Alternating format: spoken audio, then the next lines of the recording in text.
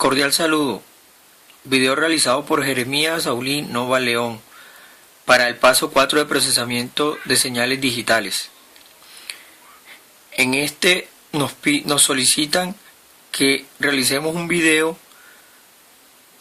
donde se sustente la parte teórica y práctica de un ejercicio realizado en cualquier otro momento.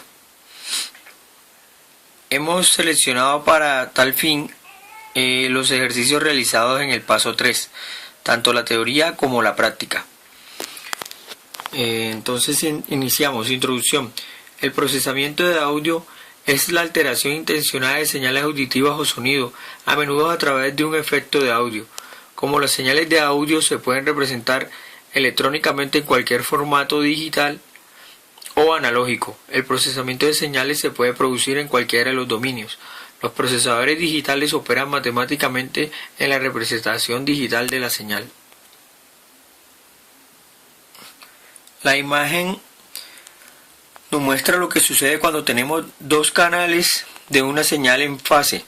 Cuando ambos canales están en fase, oímos el sonido al mismo nivel de amplitud al mismo tiempo en ambos oídos.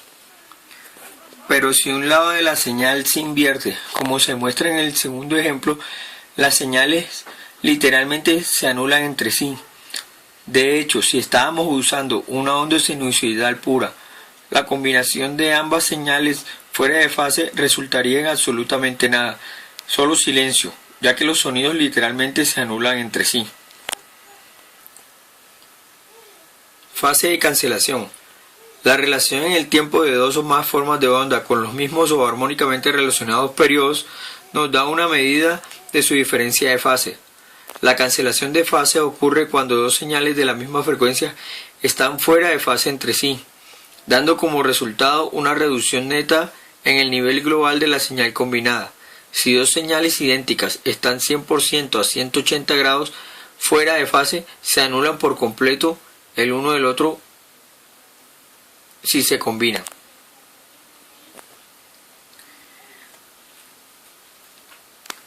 Esta es la línea de código que nos solicitan en la guía para ejecutar en MATLAB. Clear All elimina todas las variables. Fs es la frecuencia de muestreo en Hz.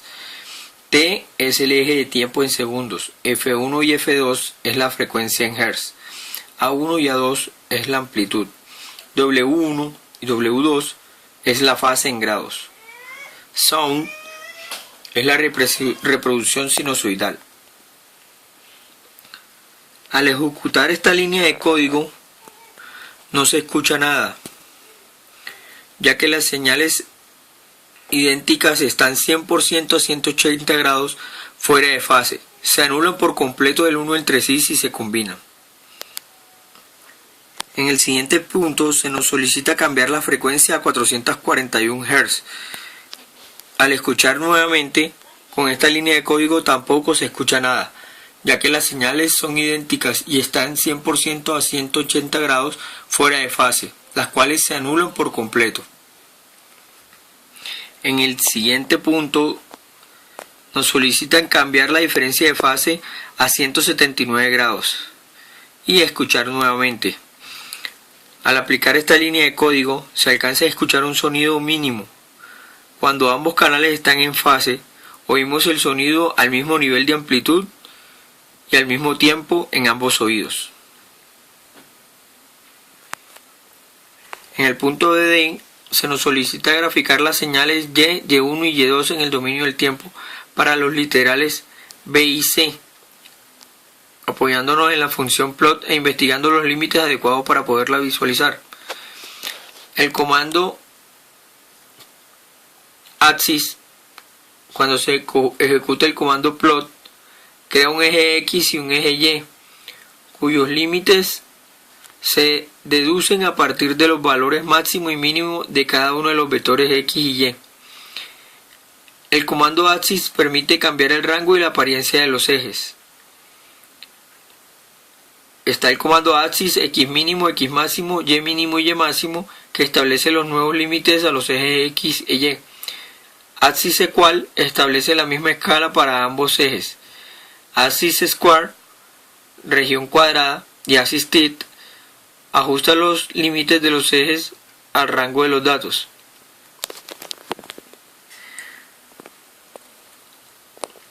Aplicando la línea de código, graficando nos da la siguiente gráfica para Y. En esta gráfica aplicamos el comando axis equal para graficar el eje Y. Aquí en esta línea de código aplicamos el comando axis square.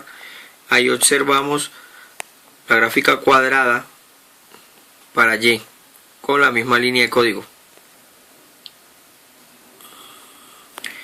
Aquí observamos la gráfica aplicando la misma línea de código, pero con el comando axis tight para Y. En el punto E nos solicitan graficar las señales Y, Y1 y Y2 en el dominio de la frecuencia para los literales B y C. Podemos consultar la resolución de este paso de la función FFT transformada rápida de Fourier. La transformada rápida de Fourier, dada una señal Y y una frecuencia de muestreo fs, se puede obtener el espectro de frecuencia de la señal y el plot que utiliza el código siguiente.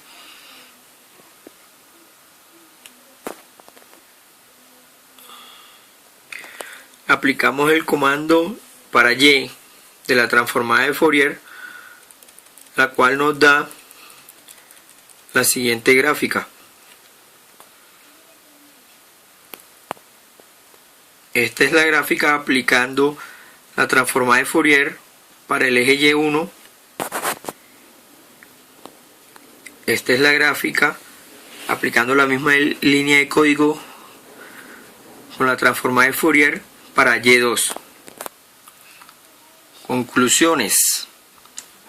La transformada de Fourier puede ser utilizada para determinar la representación del dominio de frecuencia de una señal de dominio de tiempo.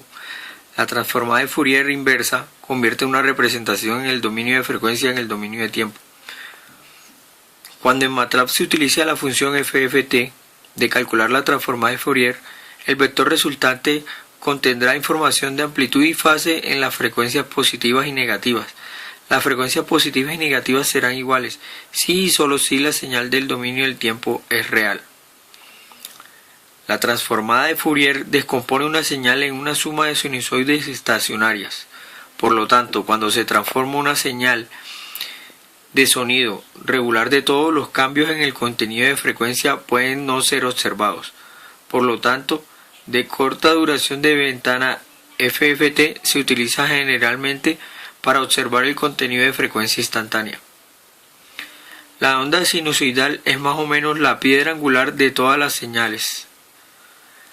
Hay exactamente una frecuencia presente en una señal con una onda sinusoidal constante. Los tres parámetros, la frecuencia, la amplitud y la fase inicial, caracterizan cada onda sinusoidal. La transformada de Fourier puede usarse para inspeccionar qué tipo de ondas sinusoidales existen en una señal. Muchas gracias. Este fue el video realizado para la sustentación del paso 3 en el paso 4.